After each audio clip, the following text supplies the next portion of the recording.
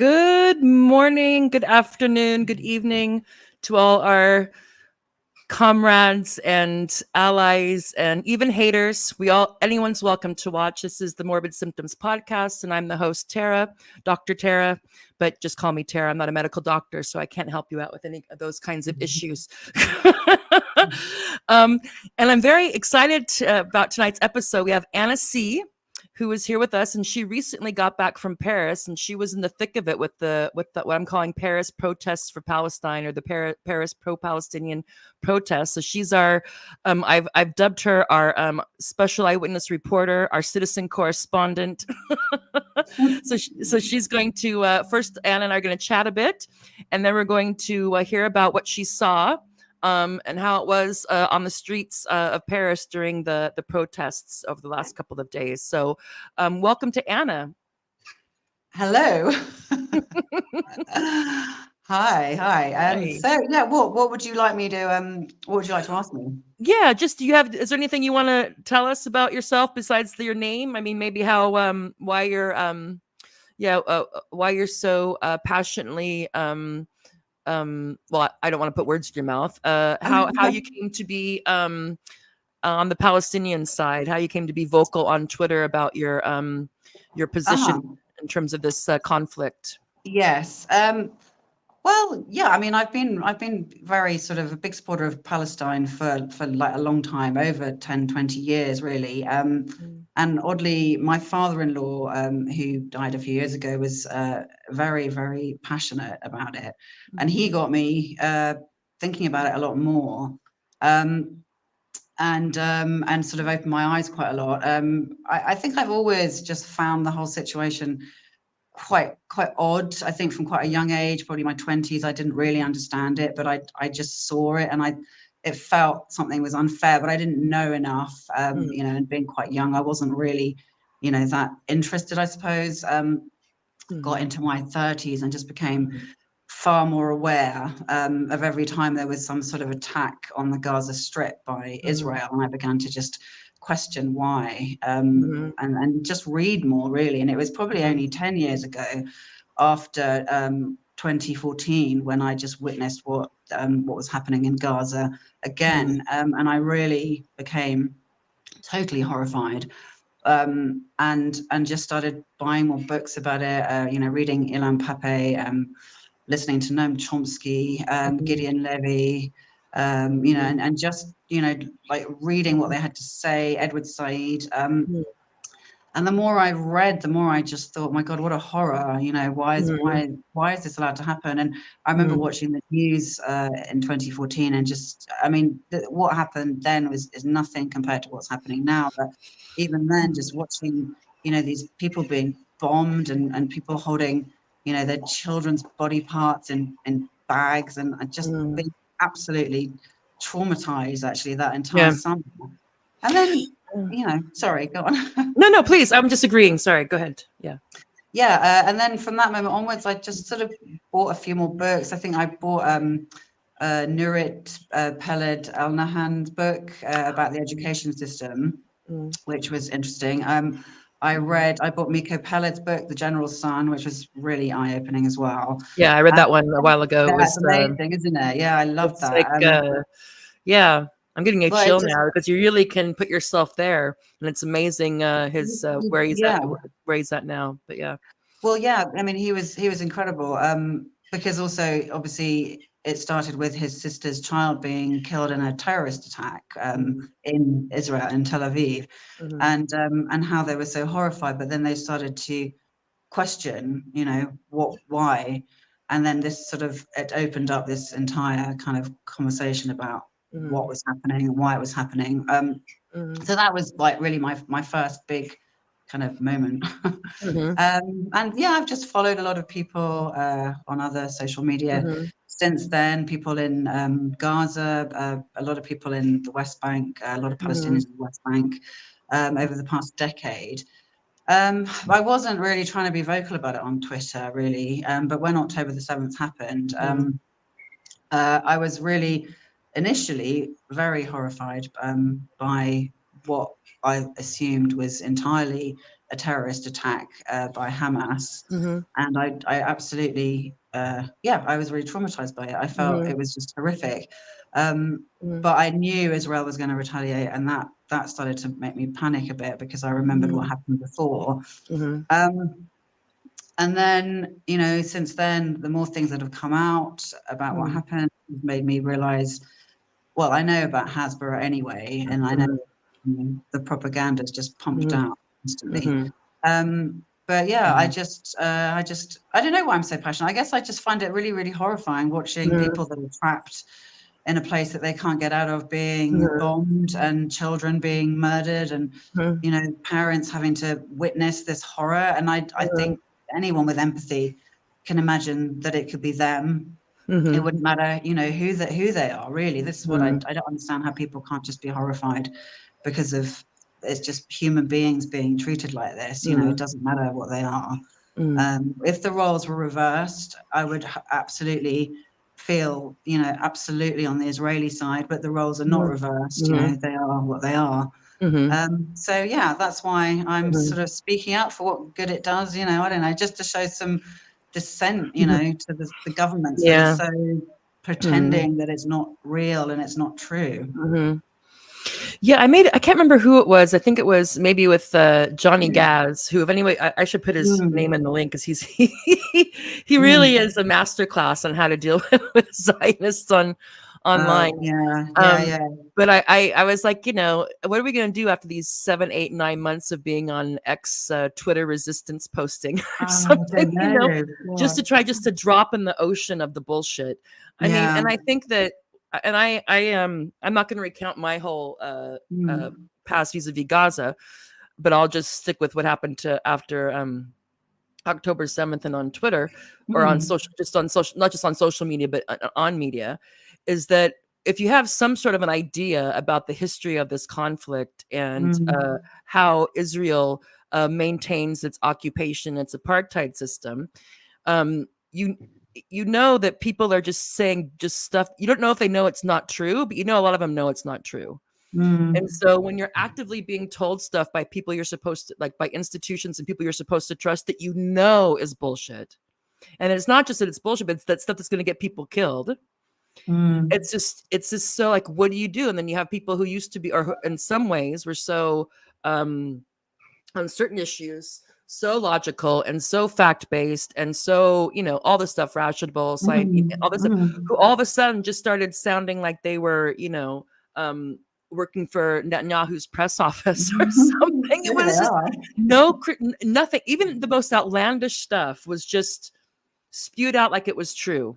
Well, and then that once something gets out there and starts to echo a few times, even if people who are skeptical will be like, well, there must be something there. So maybe it wasn't 40 babies, maybe it was 4. Or maybe it was 10, or maybe it wasn't, everybody was raped, but maybe like there was some mass rape or all this stuff. And you feel yourself having to feel compelled to be like, well, okay, there's these allegations, very serious allegations. Have they been at all substantiated? Has there been any? And then immediately, as you know, either you're an anti-Semite, or you're a rapist supporter, or you don't care about women, or you're a terrorist. And it's just like, okay. But, you just, even though I know, I mean, maybe I'm just rationalizing it. Maybe it's just my, my dopamine rush, that, like, I'm not under any kind of impression that my time on, resistance posting on X is going to make some difference. But it just is just to be like, I wouldn't be, because I'm so limited to what I can do, that if I didn't even do that, I would just explode, I think. Same here. I mean, sometimes I wonder why I'm bothering. But if you don't say anything, people think that more people are on board, and I'm not. And I think if you're against what's happening, you have to speak up in any way you can, like however you can. I mean, I'm just banging on Twitter, and yes, I've been to some protests, and I went to the vigil actually in this church in London when Father Munter Isaac came over. Okay. Which was amazing, actually. I went along with my daughter and listened to him speak, and that was very moving. And I don't know, you just have to do anything just to show support, I think. Otherwise, what else can we do? We can't really do anything, which is the most horrible, frustrating thing, isn't it? Yeah, you can't even go on a boat and try to, Can't do anything. do No, human yeah, shields yeah. or something because it's so locked No, down. you Ah, can't do not anything. that, who You can't knows get if I was help. there. You can't, Mm, that's just the horrible mm, powerlessness is mm. what's just disturbing, isn't it? And I think also the precedents. It's like if people think this is going to be a one-off situation, they are Yeah, yeah, sadly mistaken. Because it's where it's yeah, having repercussions. It's not, but I don't want to get too off into that. We yeah. can have that for a later conversation. So let's get into. I'm gonna. So Yes. how is it that you happen to be in? I mean, you don't have to give us personal information, but did you go to Paris for this, or you just happened to be there No, and this was no, kicking off? no. I just happened to be there actually. So I Okay. went earlier this week and Cheers. just happened to cheers. I just happened to be there, and Mm, the first day, I think, well, weirdly enough, before I went, I coincidentally just started following a lot more French journalists that, not really intentionally. I do follow a few anyway, but mm, I suddenly just like maybe the algorithm suddenly, Do you worked in speak my French? favor. A little bit, a little Okay, bit. maybe that's why then. Yeah, Okay. maybe. So I can The kind of algorithm understand knows it when I'm all. reading it. So I saw, so I started reading them and reposting more of the French journalists, Yeah. just because, and I could see before I went that there were these huge protests happening in Paris. Anyway, also I went and it wasn't anything to do with, trying to be there for the protests. Mhm. And then the first night we were there was a huge one in République, that I saw this journalist that I was following kind of like live tweeting it, and I said, oh, let's go, and be part of it and support them. We got there and it was like it was already like over. And it had sort Oh, of like the whole instead of being in the Republic Square, which I'm sure you've seen all the footage of it, they'd already started marching. okay. So we asked a few of the people that were there, like, is there going to be another one? And there was still quite a few people around. There's a lot of police around still as well, and like loads of, all the vans flashing lights and stuff. Mm, And we asked a couple of young people that were just sitting at the bottom of the statue, and they said, "Oh, follow Rima Hassan, who's I think like a French MP for the European Parliament, I think. Follow mhm, her on Twitter." So I was like, okay, yeah, sure.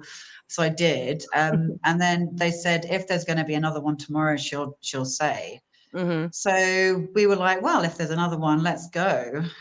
So yeah, another one happened the next day, mhm. and that was in Place Saint Augustin, which is another part of Paris. I don't know Paris that well, but anyway, it's easy to get around. So we went to that one. Mhm. Okay, so I don't know what order these are in, but That's Anne Republic, yeah. okay, Anna sent me some photos and some videos, so we'll see how that works. So Mhm. this must be early on. The police were they must have been known it was going to happen. It looks like. This was actually after. This Oh, was okay. after Republique. So there were a couple. They're like a bit mixed in. So this is when we arrived, and the whole like rally had moved off and started marching. Okay. And there was still a lot of police blocking all the roads, just sort of standing around, and quite a few people shouting at them Okay. and waving flags. And there was this Jewish guy Mm, actually wearing his kippah who was really shouting at them and saying, genocide is a genocide. And so we mhm, asked him as well, mhm. where the protest had gone, and he said it's marched off. So we were like, oh, well, we're not going to go after it. So forget it. We just hung out Protest there for a bit. chasing. Like, where is it? Yeah. Chased the rally down to, I don't know, it was quite far away in the distance, so we were like, we'll just, we'll try and get another one. Yeah.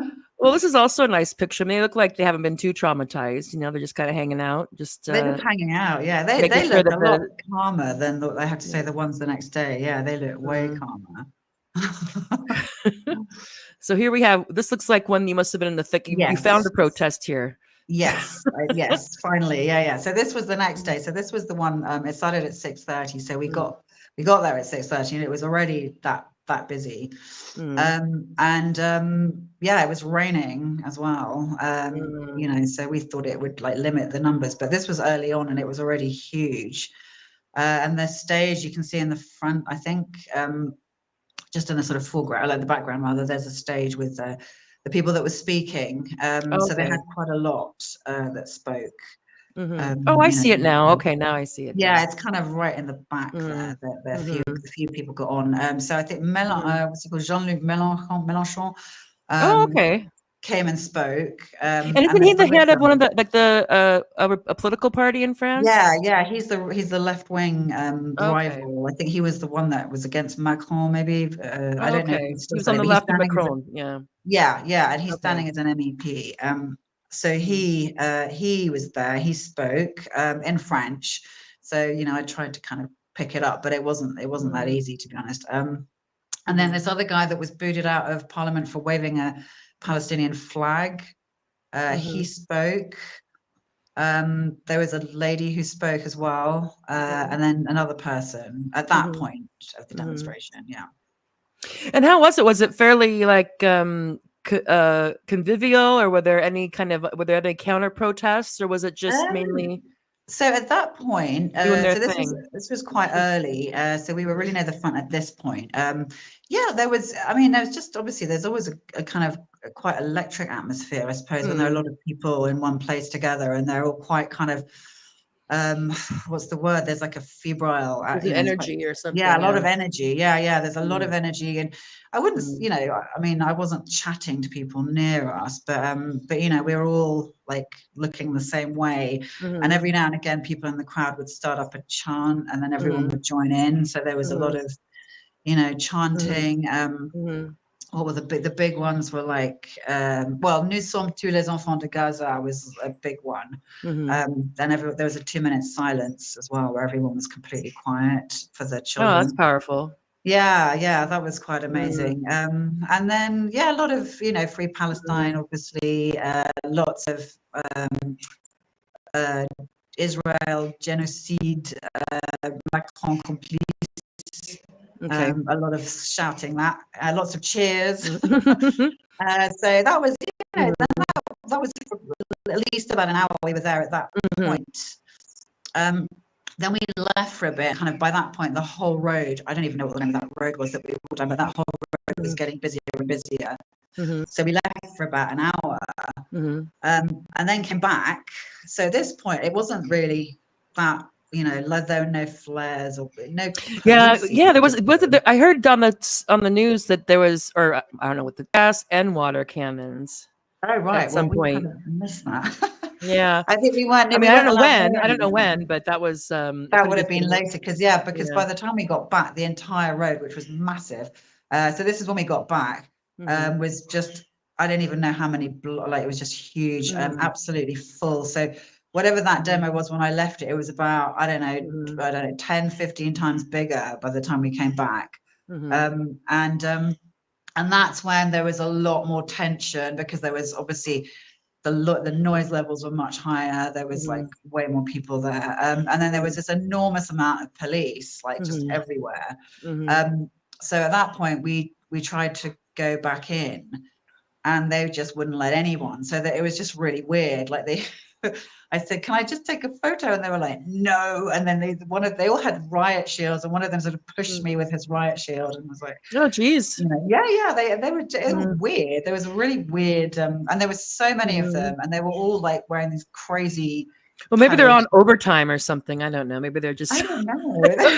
Who knows? I mean, who knows? I'm sure it's not an but this looks pretty chill. I mean, you have this lady here, and she's like, checking her phone, and she's like has 4 police around her, and these people are like having a little intimate moment. And oh yeah, I know. There was whatever that square was. It was the other square further back. So at that point, another kind of quite big group of us was standing there, and more people kind of joined that bit, but we weren't allowed to go back into the protest because the police had completely they were blockading it completely, and there were like all the cars around there, all the police cars and police bikes.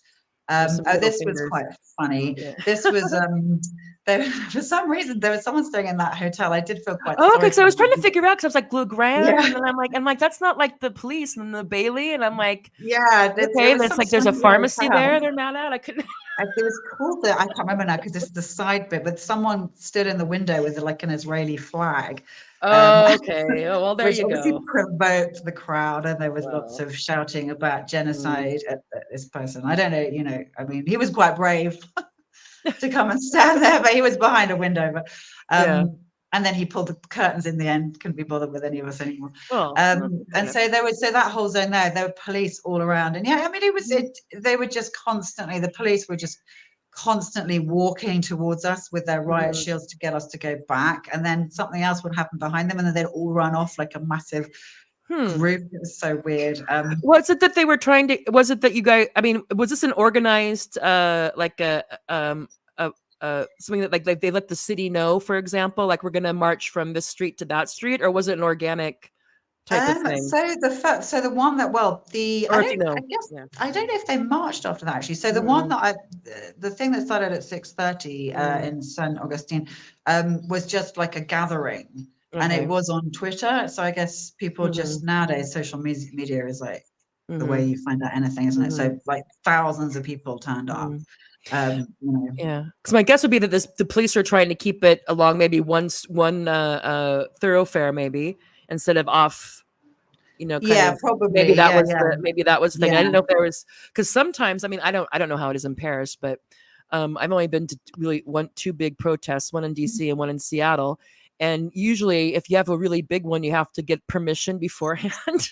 I don't know if they got permission. And then they'll let you know, like, okay, we're going to march, we're going to gather at this part, and we're going to then at such and such time, we're going to march to this part, and then we think it'll start to disband at a certain thing because they want to have permission.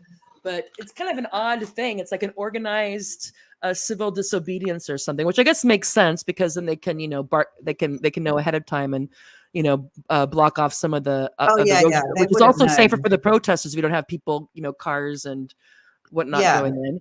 But I just didn't know if it was the same way. If it was the same way here, if they just sort of prepared for it because they know what's going on. But that's just a side thing. More organic, I'd say. I don't know. I know the big British ones are very organized, aren't they? And they have to talk to the British police. The PSC have to talk to them, don't they, just to make sure that they coordinate. I don't know whether they have to do that in France. I have no idea. Yeah, it felt much more. It felt much more spontaneous. Okay. Well, and it could be that they just know what to do in France because they're more of a riotous culture. It's not riotous, but there seems like they're more keen to protest if their government pisses them off, and to keep it up. Then because I know when I lived in Holland, it was like the Dutch people would complain, but I mean, like to do any kind of demonstration, they were always really amazed by the French. The French, they're always I'm amazed actually. I mean, it's incredible looking at all the protests all over France. I mean, it's extraordinary, isn't it? Like they're really protesting all over, like with Marseille and obviously the big Paris ones, and the one actually from yesterday. Was it yesterday? Yeah, Saturday was absolutely enormous. I mean, they're just incredible. That was Place Republique. Yeah, that was the tail end that I caught. Yeah. But yeah, it's they're nice really though. You have a little, people will complain about the graffiti, like this hasn't been graffitied 5,000 times.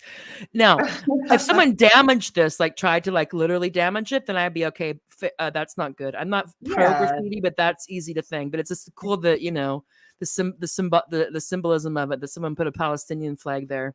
Oh yeah, exactly. Yeah, I mean, I quite liked it. That's nice touch. Yeah.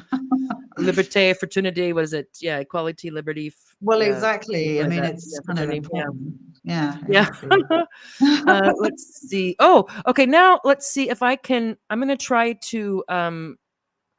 Anna also shared with me some video clips that I have to share my screen from Twitter and see if that works. And if it works, great. If not, then we'll just keep on talking a bit longer. We don't need but since you shared them.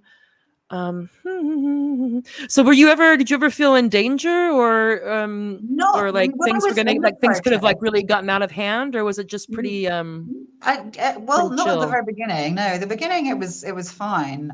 It did feel quite tense at like when I came back later. Yeah, that's because there were so many police and the demonstration had grown by like 10 times, so it was huge. Okay. And the police seemed quite aggressive, you know, like they were quite kind of on it. Like anyone that moved, they'd suddenly run towards people, or they'd like not charge, but I mean they'd march towards you, and everyone would have to go backwards to go back, which was quite weird. And then they'd get called off, and then they'd go the other way, and everyone would just surge forward again. So it was like really weird. And yeah, I mean, yeah, there were moments where it felt a bit tense. Yeah, I didn't ever feel nervous. I mean, you know, it's I didn't see. I went for one thing. I didn't see anything tense, you know, in that sense. It was more the police, because I was talking to my daughters about it, and I said it was without them, you know, you don't feel that tension, but as soon as they're there and they're riot shields and like helmets and, you know, body armor, and they form these barricades, and then they start marching towards you, you start to feel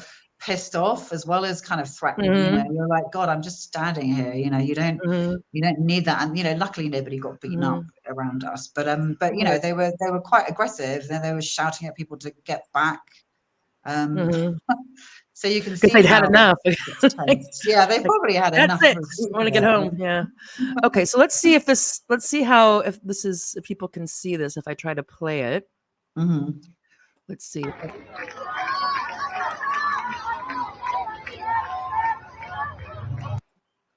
Oh, I can do full screen. Okay.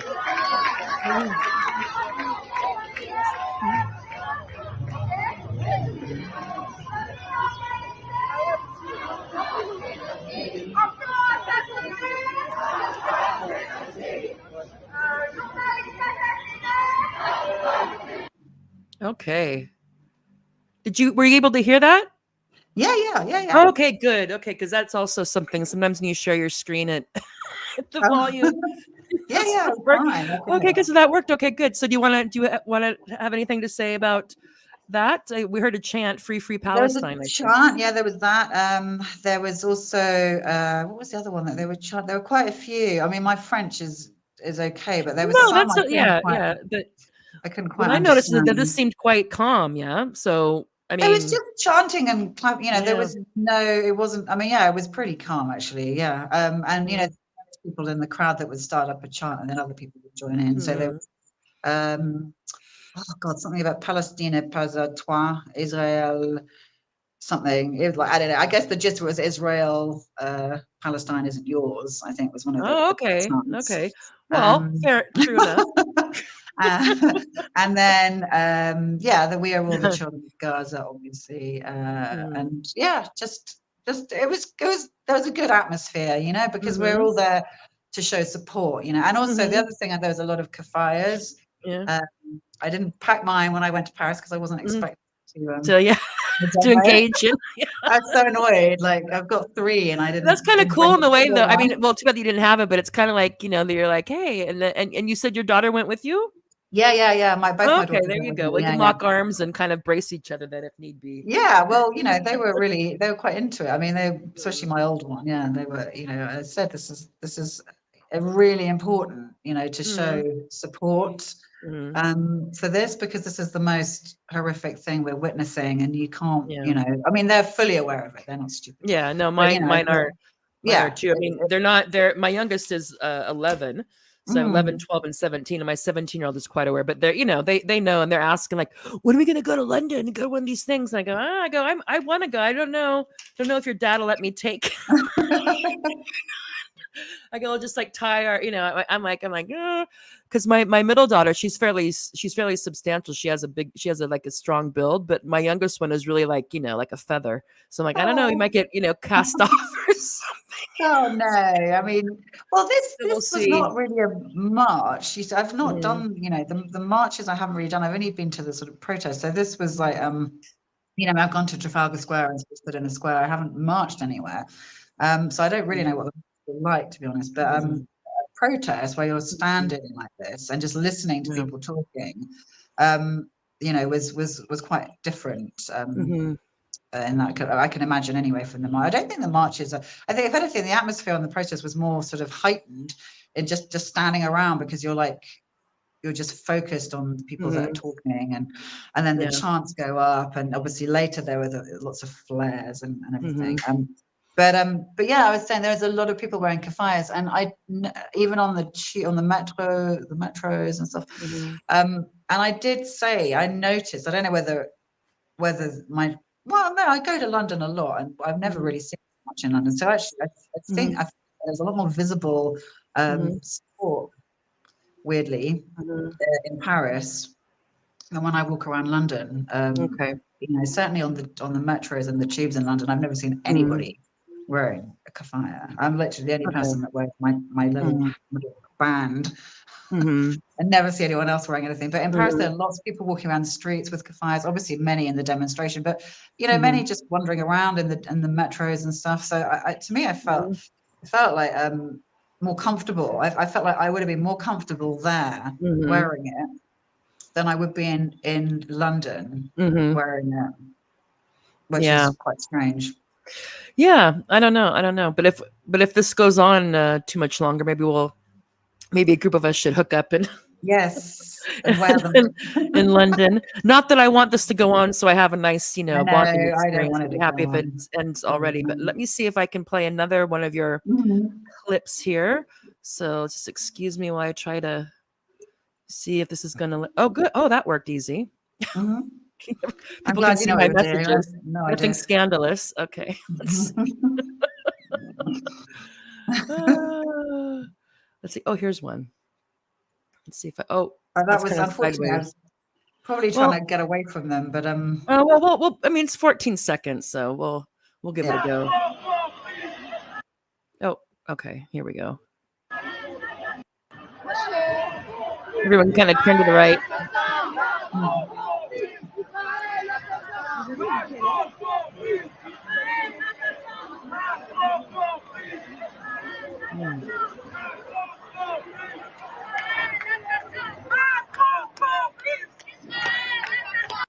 Okay. I was probably pretending I wasn't filming, which is why my camera's on. Well, it's all right. No, I mean it happens, and if I tried to save it from Twitter and see if I could flip it, and then I couldn't. I thought, well, whatever. I couldn't flip it. It's not like it's for an hour that we're asking people to. I really tried. So there's something. I heard the police word there. Something about the police. So it was. They were shouting. There's a few people we were standing was shouting. Well, Macron complice, Israel assassin, which is kind of obvious. There was a lot of that. Shouting at everybody, shouting. And the police, they are complicit, so. Well, exactly. I know, exactly. So that was justified. And then they were shouting things at the police, but I actually can't remember what they were shouting. They were shouting other things, but people were just like laughing. A lot of people just laughing at the way the police were just like that, just in these massive blocks, but they weren't really doing anything. They were just kind of shuffling backwards and forwards, and then they'd shuffle off somewhere else in a big kind of group like that, which was kind of weird. Yeah, I mean, I don't know what the logic is. Maybe they just want it to be a presence so people know that they're around and they're, it makes sense they're not, off on their own. Yeah. But yeah. Okay, let's see. So let's see. I think there was one more. Let me see if I can figure that out. Escape. Oh, good. So was it up? Oh, here again. Yeah. So watch again.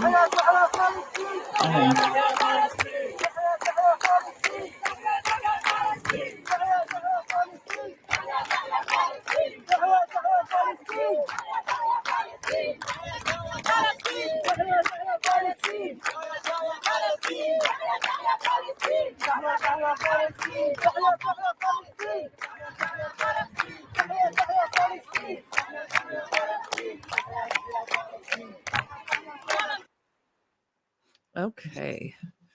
Well, I have to say, I've never seen such a hateful mob, Anna. I mean, the hate. I mean, I'm a bit like, I'm thinking I might have to cancel you now. I mean, these people are clearly out for blood. Yeah, that's the thing. It's just not, No wonder Mary Harrington and Douglas are so frightened. Oh God, honestly, it's just not. There was nothing hateful. What's happened to my country? Oh, it's just so stupid. Oh, it's just as bad in England, isn't it? But there's nothing hateful. People are just disgusted, and disgusted doesn't even. People are just so horrified that all you can do is get together and protest. There's nothing else we can do. And what a few little chants of that we're all the children of Gaza. I mean, for God's sake, that these things are. It's just so horrific. We have to all kind of make a stand. So yeah, there was I didn't see any hate at all, there's just, and it was a nice atmosphere, just it looks anyone lovely. could start a I mean, it's too chant bad that I always feel weird saying it's lovely because yeah, I know why people are out as bad, but the fact that there's this, the reason isn't lovely, but the getting together and showing solidarity is the lovely part. For people that are just trapped and being murdered, and that's why we're there. That's all we're there for, just to show that we're outraged, and we don't want it to go on anymore. That was the point. And it's not invisible. I mean, I can imagine I don't even know what that would be like, but it seems like some of it does get back to them, that there are people all around who are trying to force their I mean, you probably can tell from my accent that I'm an American. So I was born and raised in America. So it's just, I mean, it's, I don't even know what the word is. Foul, nasty. It's just the, when you know that they know that they're lying. And you know that they know that you know that they're lying, but yet it keeps on happening. It's like, what is this game for? I don't know, but some people believe it. It's not that there's certainly what are we gonna do? It's terrible, but war sounds like this isn't a war. This is a massacre. War. Yeah, what happens? People die in war. It's like, it's not a war if it's civilians against an army, is it? That's not a war. Well, people just, and to be fair, people don't. I mean, there's a lot of people just, you don't know what you don't know, but at a certain point, it's like, come on. I mean, well, people say things to me like, well, if one country invades another, then I go, you think Gaza's a country? Yeah, exactly. I don't even think they know what it is. It's like or people think it's like some sort of just like a bad neighborhood or something. Just got up one day and thought, we don't like those Jewish people. Yeah. It's like, please. Well, do they really think that? I mean, really? I don't know. I mean, I think some people are dumb some people are just, they just don't know, and they don't feel compelled or inclined to find out. So that's easy for them. I mean, you can imagine if you had, because some people stumble upon this. So you meet somebody or your family member, or you travel somewhere, or maybe you go to uni or college and you see, it comes up in class or something. And you learn about it, because you're not going to get it from, at least growing up in the United States, you're not going to get it from, the regular curriculum and high school or in the news. But let's say that if you never had that experience, and all you have is what you saw, what you've seen from the BBC and the Times of London or something, or from CNN and the Washington Post in the United States, you would be like, well, these people are, they hate, they're just rabid anti-Semite animals, and they just want to kill all these people, and have no appreciation for any of the anything, any of the even not just the historical context going back, but even like in the last, when it was happening on October 6th, for example, or September, anything. No one paid attention, did they, before? I mean, before it happened. But it's horrible, isn't it? It's just a horrible mess. And I think there's so many strands to it that I keep on trying to think in all these different directions. But I think what's so frustrating is that, because so many idiots are kind of weaponizing this, like, if you criticize Israel, you're an anti-Semite, which is so stupid, that it's completely ignoring, you're going to have a fag, I might have a fag too. And by the way, if anybody's watching this who's under, I don't know, I could do it 18 and over. Don't look at it. Don't start, it's best not to start. And I will say that I hadn't smoked for probably, like 2 years or 3 years, and then this happened. But I do that. I'll go for a couple of years and not smoke. Me too. I'm a massive addictive kind of, I won't get out for it. So, but I'm just like, whatever. And I try not to do it. Well, this is the attic. This is fine. I'm outside. But some kid will come in. My kid will be like, "Oh, you're gonna die." I'm like, "We're all gonna die." I go, "No, I'm not saying, like, listen to me, dear. I'm not saying you should smoke, and I'm not saying it's good that I smoke. I'm just saying that Mama needs something." just a moment. I know, having kids It's myself, I only a know. night after dinner. Just let me sit outside on my own and have a cigarette, for God's sake. But You know, what I was saying was, it's life is a lot. well, what was I going to say? I've lost my thread. Oh yeah, yeah. What really upsets me is I have to keep making myself. It doesn't upset me that I have to keep making myself say this, but I have to constantly make myself remember the Holocaust, which was horrific. You know, it was horrific, and what's happening to the Palestinians is also horrific. And you just, it could be, anyone could be the victim and anyone could be the perpetrator. And I think you have to just stop with this, like, there's Muslims against Jews and Christians against Muslims and all this sort of rubbish. It's such bullshit, you know. It is. Anyone could be a victim. And I do make myself think about the Holocaust because it was, you know, one of the most horrific crimes against humanity. And innocent people were killed, you know, and you can't forget that. And I do, to a certain extent, even understand why there is a lot of paranoia and fear, you know, and terror that the same thing might happen again. I do understand that, but you know, but then it's weaponized by these idiots who pretend that people who are outraged by one thing are something that they're not, and that really annoys me, you know, because and it is quite easy. I'm sure there are genuine anti-Semites who don't like Jews, you know, for sure, because there are loads of idiots in the world who have prejudices. Well, and it's also when you of course, like and even when people want to call it a Holocaust, I get nervous, not because it's not, doesn't meet that definition, but to me there's certain events that are specific that there should be, they should have their own words. So we'll have to come up with a word for what's going, or at least, I mean, whatever, I mean, it's something we'll stick, and that'll be it.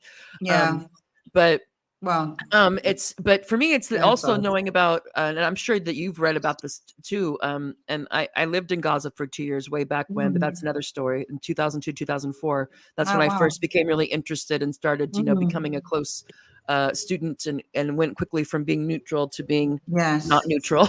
But anyway, that didn't take very long.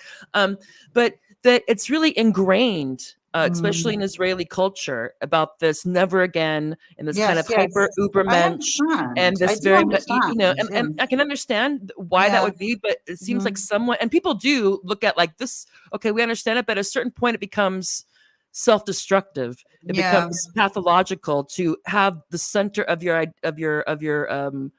identity be based in what happened during World War, to a significant extent, a reaction to what happened in World War II. Now, I've never been through anything like that. I don't come from people that's been through anything like that. So it's kind of academic, but it's just this, but and I'm sure you found this too. And it's the same thing with the gender critical stuff, that you find some people and you're like, okay, they're on the same page I am, but then they start getting a bit too much. Like, I think they're using this for something else. I think they're using this as an excuse to be, to bash all gay people, or to bash feminists. Almost the feminist's fault, it's the feminist's fault.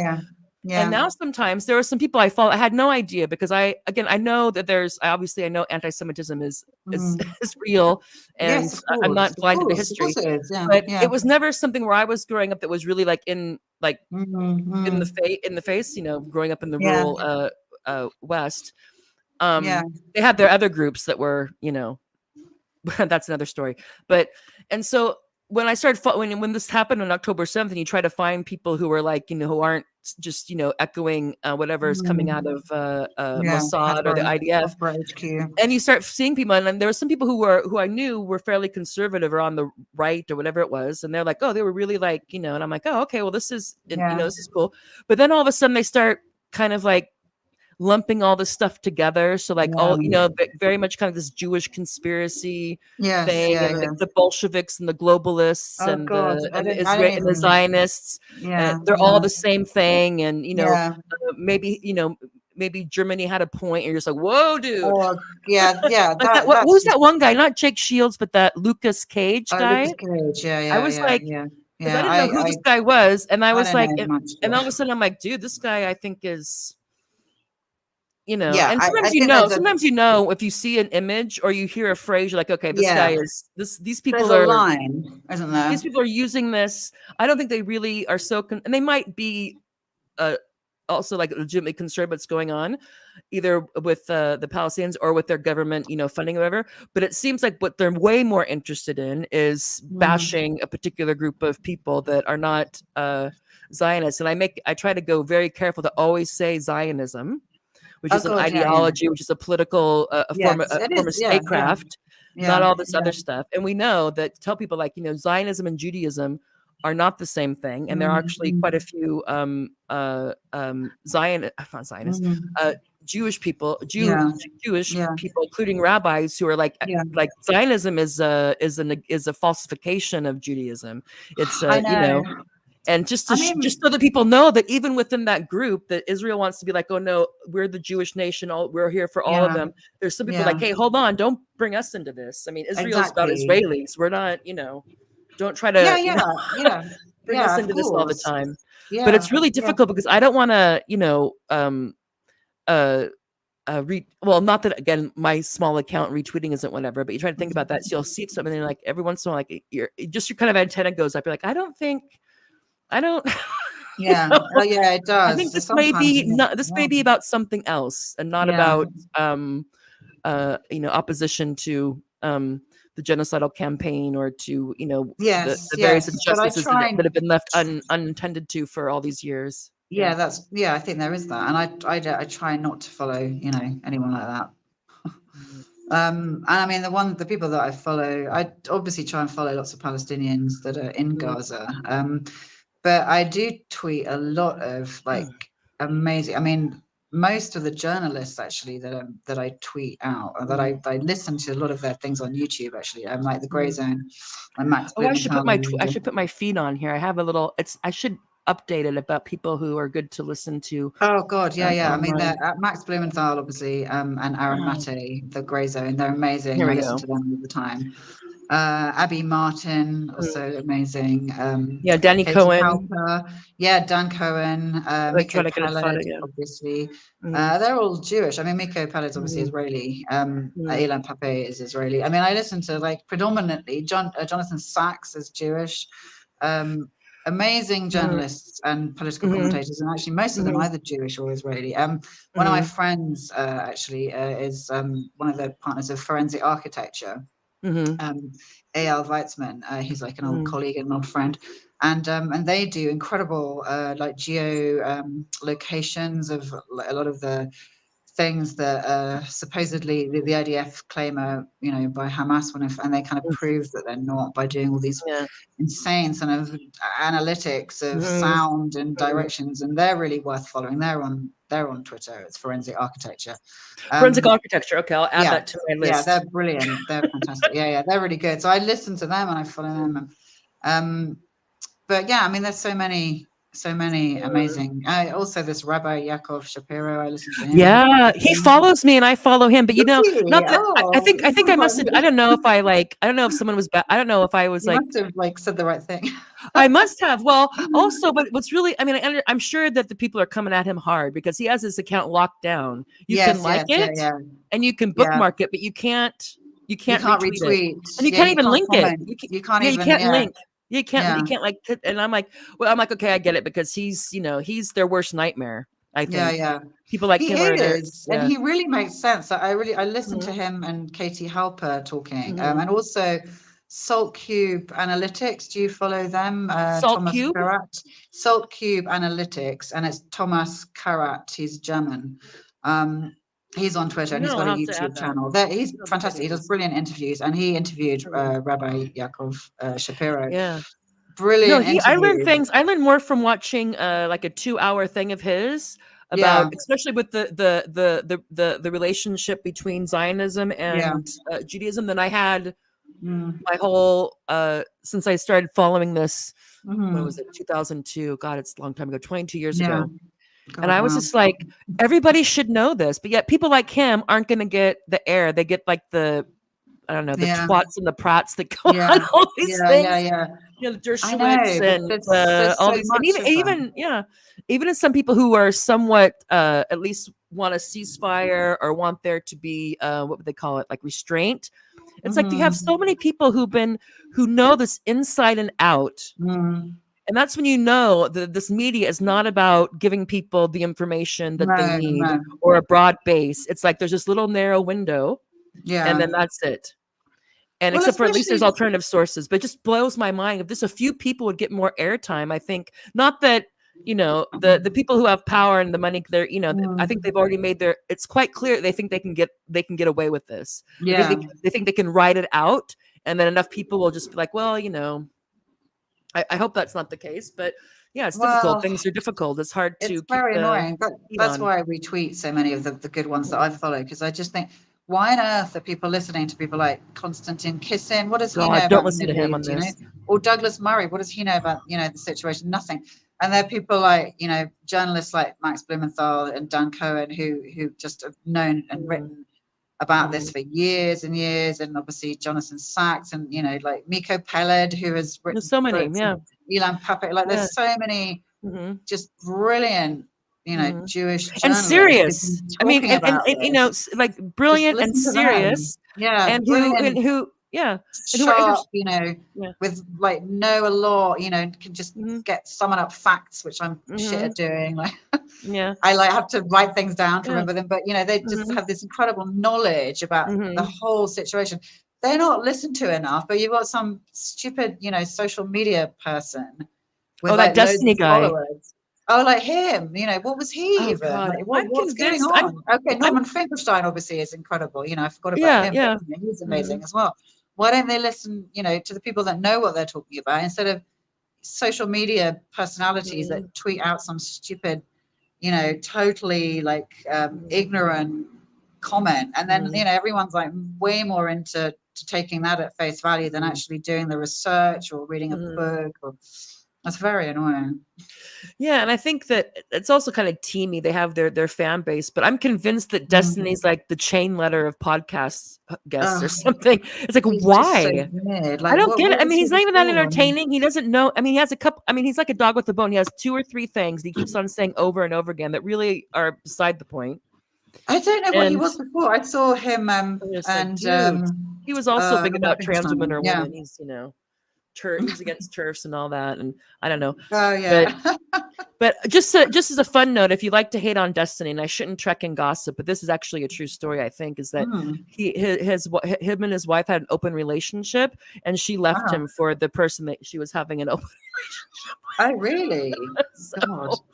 So I don't even know anything about him other than he tried to like take on Norman, and I just thought, what the hell? This is what I mean. Like people that like Norman, he's dedicated like 50 years of academia, and he should be the head of Harvard, but he got totally kicked out because Dershowitz didn't like it that he got called out on his bullshit. So he made it. So he got totally like canceled out of academia because he called out. Said that basically the lots of stuff in Dershowitz's book was either plagiarized or just like fabricated, which apparently was a no-no. Well, I mean, this is the problem. You've got the brains like Norman and all the rest of them that are just incredible, intelligent people, and then they go up against some idiot, and the idiot gets all the coverage, and that's just, I don't know. It's the state we're all in, isn't it? Yeah, and I don't know if with Lex Friedman, is that his name? It always reminds me of Lex Luthor, but he's not that guy. Yeah, I don't know much about him. I don't know if he has a lot of. I don't know if he must have like 2 million maybe, and he is pretty good. At least he's not good at managing a debate, but he is pretty good at interviewing people. But I don't know if it is just that he couldn't find anybody who would be willing to do a debate with Norman and his I can't remember his partner's name there. Oh, I can picture him. Anyway, the other guy that was Rabbani, was it Rabbani? Anyway. Was it Rabbani? Yeah. Anyway, but I'll find his name and I'll add it. I can see his face. He often joins Norm if Norm needs a second or a partner. And he's also very calm and methodical. Even when people are throwing crap at him, and he's Palestinian as well. He's quite calm. Yes, I think it's Moen or Musen, something. I'm gonna have to look it up. Yeah, I can't look at my phone at the moment, unfortunately. No, it's all right. I'll look it up at some point. It's okay. But I know, and it was so, and I just think even though even I think there's things that our mind isn't consciously aware of, but when they pair people like Norman with Destiny, it implies there's some sort of parity. Like this person you Yeah, should listen to, and this person you should listen to. And it's like, exactly. okay, I don't That's know, what I maybe on mean. some issues, but on this Well, one, not on no. this, not on this. Not on this. Norman spent his whole life, writing and researching and knows about, and some idiot who knows nothing goes against him and just, with his Wikipedia knowledge, that's the state of it all, isn't it? It's just like, Yeah, I it's mean, and it's crazy. just like that's all you, and he admits that's what he has, and it's like, well, what do you? Then it's just, why are you here? Oh, I don't Because even they're know. just it's social media It's world, isn't filler. it? It's like the world of stupid influencers and Mhm. who think that they've got a word to say about everything. No, and I think it's okay when certain celebrities use their platforms to speak up, and that's fine, especially if I agree with them. Yeah. Then Yeah. it's great, Susan Yeah. Sarandon and whoever. Yeah. But when Yeah, they but really don't know anything and they've like got a lot to sort of say, it's just like, oh, mhm. Okay, I found his name.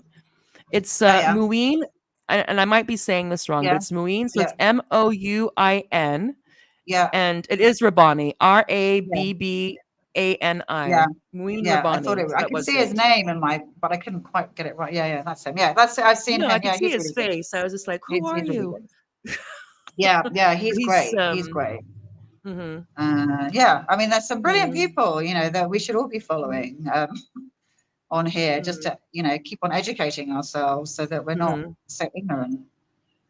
Yeah, and it's too bad that if people were really, if the world, whatever that is, that's an abstraction, but if people were really serious about trying to figure out what to do about this, there's a whole group of people who both of us could name, would be like, they should be on some sort of committee Yeah, or some sort of panel, yeah. not these yahoos at the State Department and So bad, and aren't the they? I Biden know. administration and some of these people. It's what was it, David Cameron? Like he's gonna. I mean, I don't know. And then Jared Kushner. Jesus help us. Oh God, yeah, yeah, I yeah. mean, That it's idiot. like, I know. no, there are I know. people who have good relationships, because you need trust, some sort of trust, at least some sort of level if you're going to broker Yeah. this. And then why would anyone in Gaza have any trust for anyone in the UK government or the Brit or the US government Well, why should they? I know anyone in the West, or the really. German government or whatever? It's like, Yeah, oh, yeah, I know, I know. you There's know, the guy, is he a professor at Columbia, Jonathan Sachs? He's very interesting. John Sachs, Yeah, yeah. he's incredible. Jeffrey, no, I sorry, think Jeffrey Sachs, Jeffrey, sorry, not Yeah, Jonathan yeah, Sachs, Jeffrey yeah. Sachs. Oh, he's been Actor. spilling the tea. He's peaked. He's not keeping any He's secrets anymore. amazing. He's He's just amazing, and he's on lots of UN things, isn't he? He's an oh, advisor. he's He's been in always the like thick of it. I mean, he's, flying, and yeah, he's yeah, he's been incredible, in and the he's so Oval Office. knowledgeable. Yeah. But has the right idea to go forward. Like what I don't know. Oh my God, it's so frustrating. I mean, what is going to happen? What's going to happen? Like something has I don't to know. change, and something has to, I don't know. there has to be a future for both sides. Mhm. They're going to have to live next to each other, and it just has Mhm. to be resolved. Like no one can live in this perpetual stupid state of war. Yeah, I mean, who? Yeah, I Don't don't they know, want because to there's resolve also. it? Mhm. That's what I don't Well, yeah, I mean, understand. the crystal ball. I mean, I don't know if I had to. I mean, I think there's. I mean, I don't know, but what I think that there's several factors. One Mm, is that there's a lot of internal, let's say, internal contradictions and fissures in Israeli yeah, society, especially since October 7th. But before yeah. then, it wasn't going well for Netanyahu, and No, because they were demonstrating, weren't they? yeah. They were trying to change the judiciary rules so that that it'd be easier for the Knesset to get whoever's in control to get rid of judges they didn't like. Yeah, I mean, I'm yeah, paraphrasing, yeah. but it was something like that. That's right. And The judiciary, they're trying to change the judiciary. In fact, I've got quite a mm, few friends in Israeli friends that still live in Tel Aviv, and obviously quite a few that live in the UK now. But they were all demonstrating, before October the mm, 7th against the government. yeah, it's like And twice a my week or London something. friends, huh? Yeah, it was like And twice a my week, I London think. Israeli friends as well. Yeah, Sorry, can you hear me? Who were no, demonstrating outside the Israeli embassy in London, mm, pre-October the mm, 7th against Netanyahu. I mean, there was already a huge amount of mm, uh, opposition. I mean, there yeah, still is, but I don't know. I mean, just like I said, I don't even care. I don't even care. mm, all I kind of care about is like, I just can't bear what's happening to people that are trapped, you know. No, yeah, that, no, that it's can't get out. and they're I trying to don't tell know. us it's and the gaslighting. But I think so there's that. And Yeah, also if you look at one of the things that Israel sells is that it's the safest place for Jewish people to be, which is a hard sell. yeah. At the moment, yeah, so, yeah, so you have that you have people who've had to be shifted from both yeah. the Lebanon border and the border with Gaza. I'd imagine you have a lot of people who should be That's working right. who Yeah, are on the reserves. You have public opinions switching, coming down them rightly. yeah, Um, yeah, yeah. so we'll It's true. see. And so it's also the fact that I don't. And then they can't. They can keep on massacring people. They can do that, but they're not winning. They're not meeting any. I No, mean, they're Hamas. I mean, the death toll's been atrocious, but Hamas yeah, strategically has won this yeah, battle yeah, in terms of getting this conversations going again, in terms of the Abraham Accords being dead in the yeah, water, in terms of having to yeah, force yeah, the yeah. hands of some of these kind of corrupt regimes around the region. But yeah, Israel still has, the US is still and the UK and some of those are still backing them. So we'll see. And now they know that it's shown that they're, with all this military and surveillance and all that they were vulnerable. And Iran has shown that their missiles can penetrate the Yeah, Iron Dome yeah, if they want. yeah, And so we'll see. I mean, I think yeah, it depends. exactly. I don't know. I have no idea. I think a lot of it depends on what the Israelis do, and what Hamas and other groups like Hamas and Hezbollah, and if Iran is baited into doing this. I think that I agree with people like Ritter and other who are saying that Yeah, Israel yeah. desperately wants to broaden this into a Oh, regional yeah. conflict to take the Oh, focus off of totally. Yeah, yeah. Gaza. And get And so America to far, sort of Iran has step in been on like fairly reticent restrained. to do that. And of Yeah. course, you have some, people like Lindsey Graham, who I'm convinced have made like a crossroads demon deal to get into Congress and has to like actively try to kill as many people as possible. There's Totally. people Like the warmongering. who've been My waiting for like God. 30 years to go to war with Iran. They just want to go to Yeah, war with yeah, everybody. yeah. So I know, it's it's just, insane, isn't it? It's just I, horrendous. I don't know, but It's but I think that this is one way or the other, this is going to come to a head. And that's another thing that I what bloody happened with hope. what I they hope did on it October comes 7th in. has precipitated, I think, is that this is Mm, not the status quo. You can't. And when people will say, well, they should have a ceasefire, exchange the prisoners, and then, make some sort of negotiation about how you're going to rebuild Gaza. I go, yeah. you don't lose 50,000 people to go back to the way things were on October How 6th. can it? I mean, there's I mean, what are you going to do? I how is mean, that going to work? So it's not what I it's going don't to look know. like. I don't know, but it's not going to look like it did. I mean, No, no. Well, how can it? I mean, the I don't whole of know. Gaza is like just destroyed, isn't it? Mhm, There's just nothing. I mean, mhm. what on earth are they supposed to do, when this ends? I don't even imagine. And, Yeah. I do feel really sorry. I do feel sorry for the people that were taken hostage. I mean, I know there are a lot of Palestinian hostages, prisoners, whatever they want to call them, on the other side too. But I do feel really sorry for the hostages that were taken, whoever they were. I mean, one of my old friends, her mum and her dad were taken hostage. Mm. And her mum was one of the first ladies to be released, Oh, okay. but her dad is still Mhm, there. And, he's an old man, and mhm, it's just awful, what the hell? Like, why? I know, I can see why the Israeli mhm, government doesn't care about them, because it's not about that, is it? They can carry on pretending mhm, that it's about that, but it's not. mhm. It's about just destroying the whole of Gaza, making it Yeah. unlivable, and Mhm. they don't really care about these hostages. But poor I don't think people. I they care about mean, Hamas either. I think that's also a pretext. yeah, I mean, I don't think they care about if they're really Hamas. trying, I mean, if they're really they're trying to not get getting rid of it, Hamas, are they? yeah, Yeah. Well, they know that they're underground, and they know yeah, that they've been underground, and hmm they say 30%. I don't even believe it's 15% of them have been. who knows? I mean, we have Who no way of knowing. knows? Who knows? Yeah, How do they know that? all we Well, see then they is a lot don't of know how many kids people it's like. and women Mm. and sick people and old people, and we don't see a lot Yeah, of soldiers. A few, I because don't. you I think they don't. would put that all over the There place might if be they a were to get few. them. Yeah, there are a few, Yeah. but I've seen 99% of what I've seen Mm-hmm. is like civilians, Mm-hmm. children, Mm-hmm. children and women and old people, really. Yeah, but you're nicer than me. I mean, I don't like at a personal level. If someone is taken hostage, yeah, I can have I can have empathy for that. But if I look at it, more kind of just kind of objectively, it's like, well, this kind of life, if you live in this type of regime, that's not a risk-free. That's not a risk-free choice. Now, kids who don't have it, you're born into that. You're young. I mean, that's another thing. But that their whole existence is predicated on everything from Balfour up to the Nakba to the apartheid to the occupation to all this stuff is predicated on that. And so much of there's so many people who are involved in that. Directly or indirectly. So it's like if you're going to be part of this kind of project, then you sign up to a certain amount of risk. Yeah, I guess not so. That, I mean, not that at a personal level. Yeah, I mean, I feel for people who are there, especially when they're they must know by now that their government can give a crap about getting them out. And that they're used upon, they keep on saying, well, if they would just release the hostages, then we would stop. It's like, well, they've been trying to negotiate exchanges for you, but you don't want that.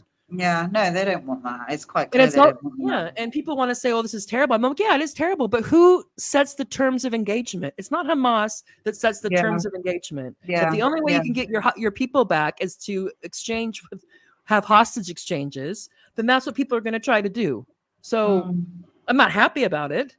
And I hope that I hope that they're being treated as I think that one thing is that it's quite clear, and it could be just for optics, but it doesn't really matter if you're the one that's not being mistreated, that, that that it's better. You're more likely to be treated better as a Hamas hostage than as a Israeli, than if you're a Palestinian one in Israel. From what it looks like that, doesn't it? I mean, but again, that's all. We only know what we see, so I don't, Yeah, exactly. I mean, let's hope it's not lovely.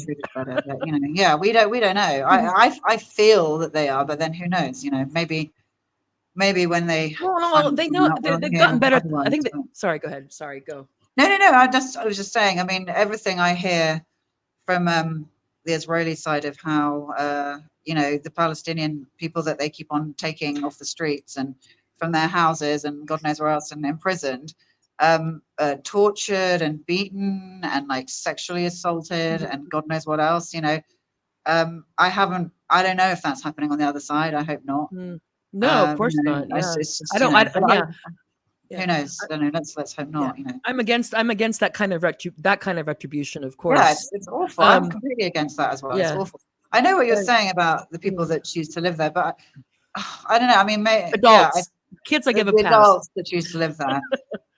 Maybe they think they're going to change Israeli society. That's all I can hope for. Maybe they think, but by being there and being those kind of people, maybe they think they've got a hope in a hell of changing it. I don't know. Otherwise, I don't know. Yeah, I don't. Yeah, we only hear the one side. I'm sure there are people who are dissenters. We know because there's some of them that we follow, but I can imagine that that's not a very safe place to be in Israel as well. If you're a dissenter about what's going on, the settlers are just like armed, aren't they? I mean, they're just like. Well, no, they're part of the security apparatus. Yeah. I mean, they're absolutely. That's the thing about the human shields. It's like, who uses human shields? Israel uses human shields. Yeah, of course. The settlers. Yeah.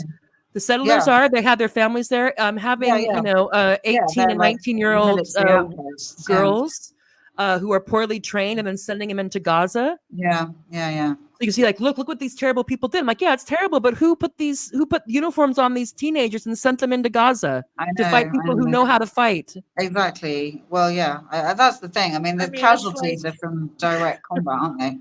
Otherwise, the Israeli side is just bombing civilians. Not really fighting in any way. It's like, take it up with what were they doing in Gaza?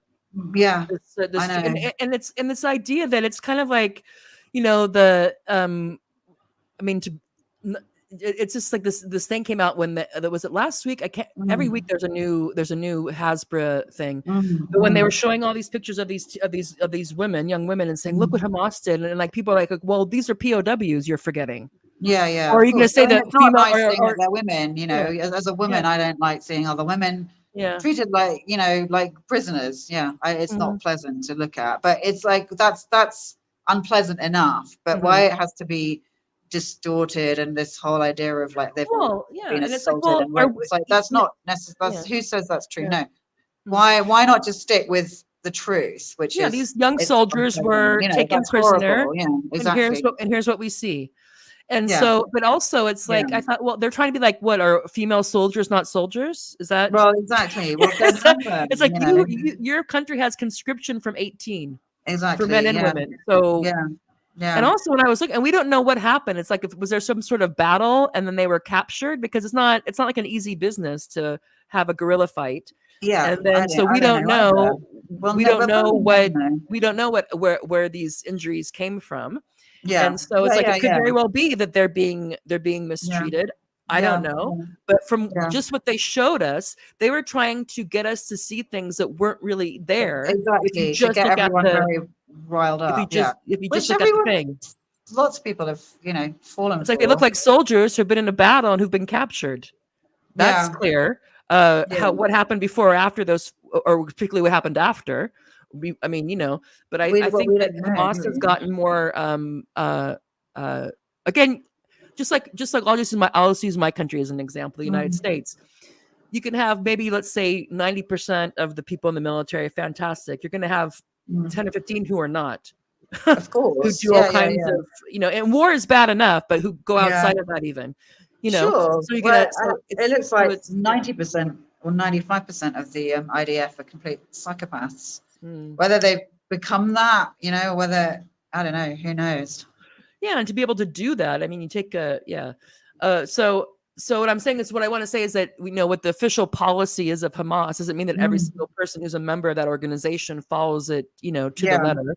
Or there's people, people do all kinds of Mm, bad stuff in the best of circumstances. So in terrible circumstances, who knows? But I think that that as this has, as their resistance and as dealing with this has gone on for decades, mm, they've become more savvy. So they know that it's in their best interest to treat whether it be hostages or prisoners of war as best as they can. yeah. Yeah, That's in yeah, yeah. their, because they have to fight this 30-year or 40-year campaign of them being, Yeah. these savage terrorists, Even if they treated them well, bloodthirsty people. they can't Yeah, escape that. I mean, unfortunately, yeah, it doesn't yeah, matter how well they treat them. It doesn't, I yeah. hope they are being treated well, but Yeah, of course. Yeah, I it doesn't. don't. It's kind of irrelevant because Yeah, everyone's sort of got their opinion. as good as you Um, can be treated there, where it's being totally carpet well, bombed. when you're being starved and bombed, Yeah. yeah, I mean, they're not being treated any better, Mm, by the IDF, are they? no. I'm going to have to go because I've got Okay, I like was gonna. 3% battery life. I didn't charge my Okay. phone enough before I came Anyway, this has been fabulous. This has Been been Anna brilliant. C. She is well, obviously a wonderful person. She came on to tell us about her trip to Paris that happened to coincide with a couple of really large pro-Palestinian demonstrations, and was sharing her experience on the street with those, including pictures and a few video clips.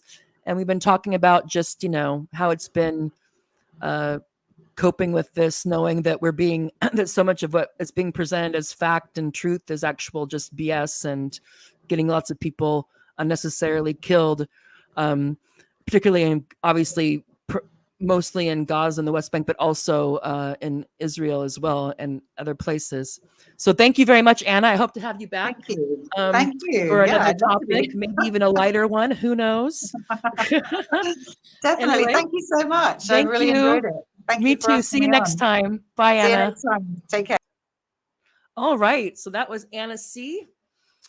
So that was lovely. So that's been a Morbid Symptoms podcast. I'm going to sign off pretty soon.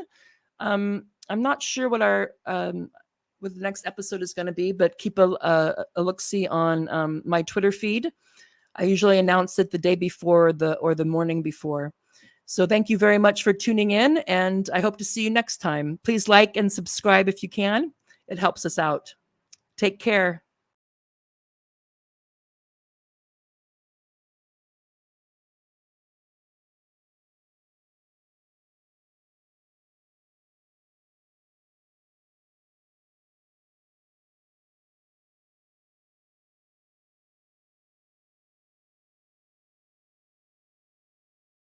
Bye.